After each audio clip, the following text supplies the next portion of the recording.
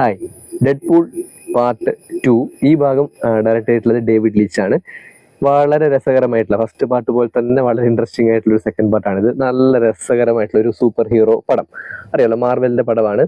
അപ്പോൾ ആദ്യ ഭാഗത്തിന്റെ ഒരു സീക്വലായിട്ടാണ് ഈ ഒരു ഭാഗം വരുന്നത്. അപ്പോൾ ഈ ഭാഗത്തിന്റെ സ്റ്റാർട്ടിങ്ങിൽ തന്നെ നമ്മുടെ ഡെഡ്പൂളിന്റെ ഗേൾ ഫ്രണ്ട് വെനേസ മരണപ്പെടുന്നതാണ് ഇതിന്റെ ഒരു ഹൈലൈറ്റ് എന്ന് പറയുന്നത്. അതിനുശേഷം ഡെഡ്പൂൾ പലതരത്തിൽ സൂയിസൈഡ് ചെയ്യാനൊക്കെ നോക്കുന്നുണ്ട്. അപ്പോൾ ഓരോ പ്രാവശ്യവും സൂയിസൈഡ് ചെയ്യാൻ ശ്രമിക്കുന്ന സമയത്തും ഇയാൾക്ക് ഒരു കാഴ്ചയുണ്ടാവും. അതായത് ഇയാള് വെനേസയുടെ അടുത്ത് എത്തുന്നതും, പക്ഷെ വെനേസ തിരിച്ചയാളെ അയക്കുന്നുണ്ട്, ഇപ്പോൾ നീ എൻ്റെ അടുത്ത് വരാനായിട്ടില്ല എന്നൊക്കെ പറഞ്ഞിട്ട്.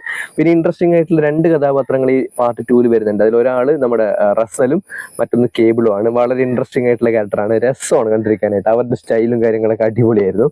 പിന്നെ ഏറ്റവും വലിയ ഹൈലൈറ്റ് എന്ന് പറയുന്നത് നമ്മുടെ ഡെഡ്പൂൾ ഉണ്ടാക്കുന്ന ഒരു അയാൾ സ്വന്തമായിട്ടൊരു ടീം ഉണ്ടാക്കുന്നുണ്ട്, എക്സ് ഫോഴ്സ് എന്ന് പറയുന്നത്. അതിന്റെ ആ ഒരു ഇന്റർവ്യൂവും ആൾക്കാരെ റിക്രൂട്ട് ചെയ്യുന്നതും പിന്നെ അവർക്ക് ആദ്യത്തെ